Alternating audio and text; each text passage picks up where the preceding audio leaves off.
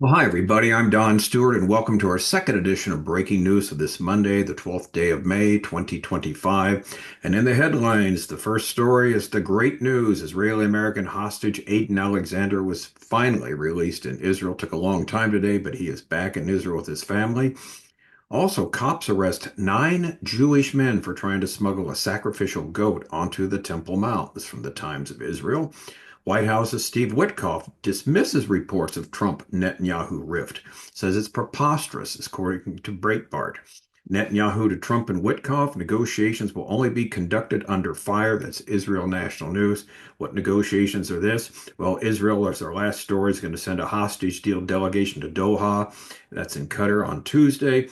Tomorrow, after talks have stalled for months. That's from the Times of Israel. So, never a dull moment, is there? All right, the headline, this is the great story. Israeli-American hostage Edan Alexander back in Israel. Edan, a 21-year-old Golani Brigade fighter who was kidnapped from the IDF base in Gaza border region, is an American citizen who grew up in New Jersey. On October 7th, 2023, he volunteered to stay with his friends at the base.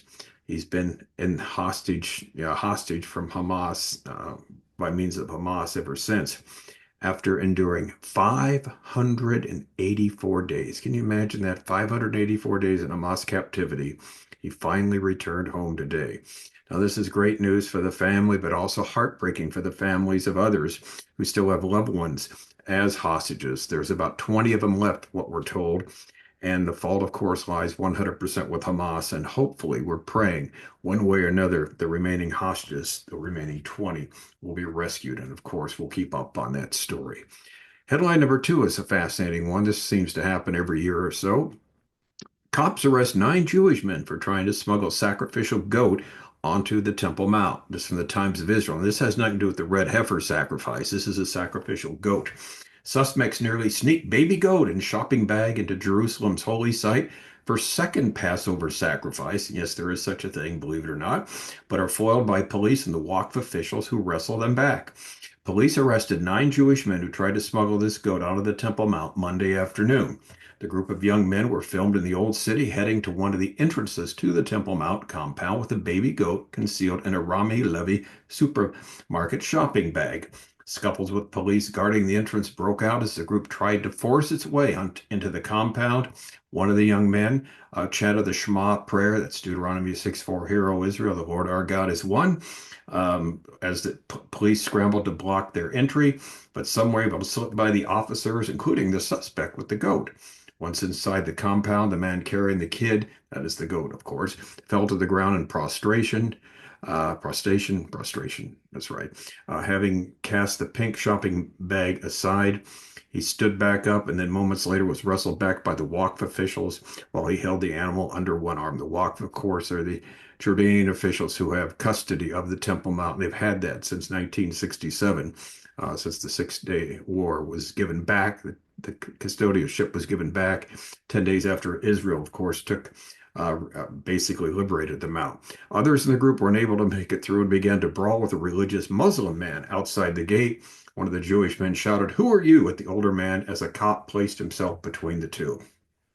Police said these 9 suspects were residents of Jerusalem and the West Bank. They're detained for questioning while the goat was transferred for veterinary treatment. Now, this caper coincided with the Jewish holiday of Pesach Sheni, or second Passover, which falls a month after Passover. In ancient times, the holiday provided another chance for those who had not been able to bring the Passover sacrifice to the Jerusalem temple to fulfill the religious commandments. So they waited a month afterwards when they thought the coast was clear to do this, but it didn't happen. Of course, past years have seen similar attempts during the religious festival to smuggle in goats for sacrifice on the Temple Mount, an ultra-sensitive site holy to both Jews and Muslims. Now, that's the statement of the decade. An ultra-sensitive site holy to both, the most ultra-sensitive site in the world, let's put it that way. In 2024, police arrested 13 people who tried to sneak 2 goats, one hidden in a baby carriage and the other a shopping bag, into the compound. Okay, as we have mentioned here so often, we always need to keep our eyes on the Temple Mount. It is center stage for last day's events. Israel is God's timepiece, his clock. The nation of Israel is the hour hand. City of Jerusalem is the minute hand, but the Temple Mount is the second hand because events that will take place on the Temple Mount in the future will be center stage, ground zero for events leading to the second coming of Jesus Christ. That's why we get so excited about any event. Uh, that we see on the Temple Mount that is encouraging this sort of thing. Now, hopefully, you'll follow our video series we've been doing. This is our third one we did today. Our first one 2 days ago. What does the New Testament say about predictions for a third temple? Yesterday we did. What does the Old Testament say? What are Old Testament predictions about a third temple? So between the Old Testament and the New Testament, you have four in each, eight in total. Eight specific predictions in the Bible that a third temple will be built someday in the city of Jerusalem in the last days. And today, what we looked at were predictions by ancient commentators who, with the Bible and the Bible alone, believed that this would take place someday. Now, remember, they said this when there was no state of Israel that had that existed. The nation of Israel was in exile. There was no state for almost 1900 years, yet they believed they would come back to their ancient homeland, form a modern state, build a temple, and eventually sacrifice. Now they've come back to their modern homeland. They formed a modern state, but the temple isn't built yet and the sacrifice hasn't happened. But they believe this is going to happen. And we'll talk about preparations right now that are being made to build a third temple and where we're at on all that. And that'll be tomorrow on our edition of Your Bible Questions Answered. So if you haven't looked at that, please do. The book this comes from 25 signs or near the end. Sign number 8, preparations are being made to build a third temple. And again, it's a free download from our website, Educating Our World. All right, headline number 3. White House's Steve Witkoff dismisses reports of Trump's Netanyahu rift as preposterous. That's from Breitbart. Senior advisor and assistant to the president, Steve Witkoff told Breitbart News that any reports of a rift between Donald Trump and Israeli Prime Minister Benjamin Netanyahu are fake news and preposterous. Notice, you recall, we had Mike Huckabee, who is U.S. ambassador to Israel, said that yesterday, the same thing. It's preposterous. There's no rift. Netanyahu himself, was it yesterday or today, said the same thing. So from the horse's mouth, there is no rift between the two. Witkoff says, I tell you, first of all, it sounds like we have a very similar thought process that half these reports we discount. Maybe we should discount more than half, Witkoff said in an exclusive interview filmed at the White House last week when asked about such reports. I think this report is going to be deadly accurate here, but Prime Minister Netanyahu and the Israeli people are a staunch ally of the United States, and it goes back the other way. I've been at multiple meetings with the president and the prime minister. They're friendly. They're good friends, in fact. Now, that doesn't mean Witkoff says they agree on absolutely everything. I think that's the tendency, right? You have a newspaper person who hears about a small disagreement about something that normal human beings like you and me would pay no attention to. But that particular newspaper reporter then conflates that in some large article about some massive issues that they have, right? This is exactly what he's talking about. He said it's preposterous. Israel's a great partner for the United States strategically, economically. We think very much alike. We have similar objectives. They don't want to see a weaponized nuclear state in the state of Iran. And so I don't think there's much daylight between how they think and how we think from a foreign policy perspective. Now, of course, his comments come ahead of Trump's visit to the Middle East, which has started today, of course, where the president is already there. He's probably there now in Saudi Arabia. He's going to go to the UAE, the United Arab Emirates, and Qatar. That also comes on this last Sunday, where he met with representatives of the Iranian government for the fourth time this year in Oman, this time to seek to hammer on a nuclear agreement between Iran and the U.S. Now, according to Witkoff, again, as well as Huckabee and Netanyahu, there is no problem with the relationship between the president and the prime minister. And again, this is in contrast to all these anonymous sources from both the U.S. and Israel who are saying that the relationship is in jeopardy or disintegrating. Witkoff dismisses it, as did Mike Huckabee, as did Benjamin Netanyahu, and I guess Donald Trump said something similar today too about dismissing this idea.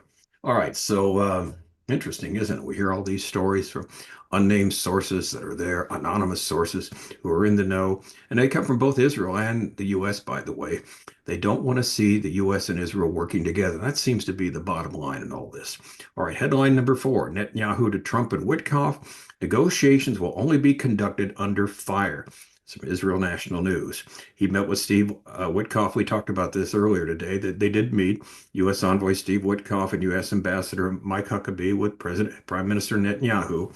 He also spoke with Donald Trump ahead of the release of the American hostage, Edan Alexander. Following the meeting, Netanyahu spoke on the phone with U.S. President Donald Trump and thanked him for his assistance in securing Edan Alexander's release.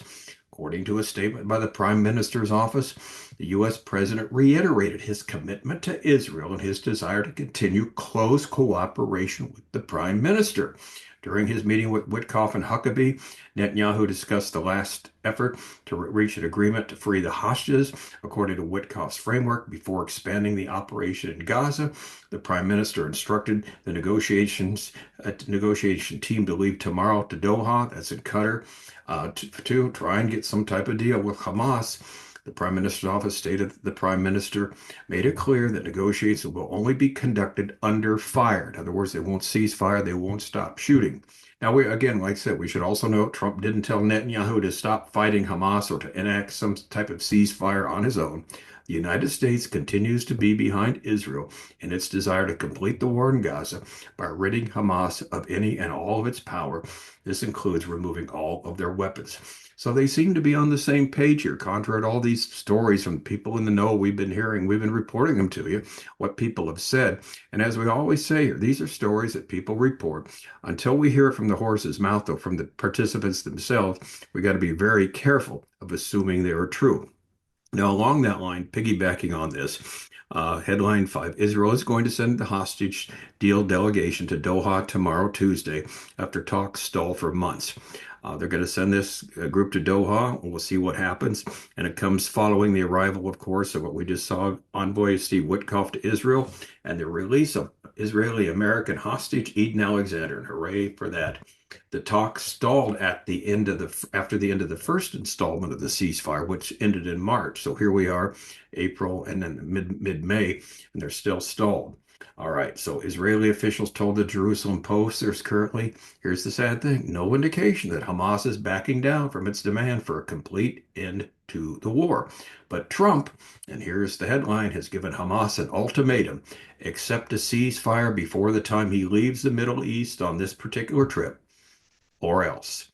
And the or else is going to be something that's not going to be very pretty for Hamas. So will they have a few days to decide? So far, they haven't backed down at all. Well, we'll see. We'll keep you appraised here of all that's going on. All right. So as we talked about earlier, there wasn't any big blow up, any huge headlines of Israel and the U.S. at loggerheads or U.S. saying something that's going to, put Israel in under the bus or whatever it might be. And so we'll keep watching. But good news in what came out of Israel today, particularly with the release of Edan Alexander. We pray for the release of the other hostages. And Trump now in Saudi Arabia. We'll see what's going to happen now. Until then, I'm Don Stewart. As always, thank you so much for watching, and may the Lord richly, richly bless.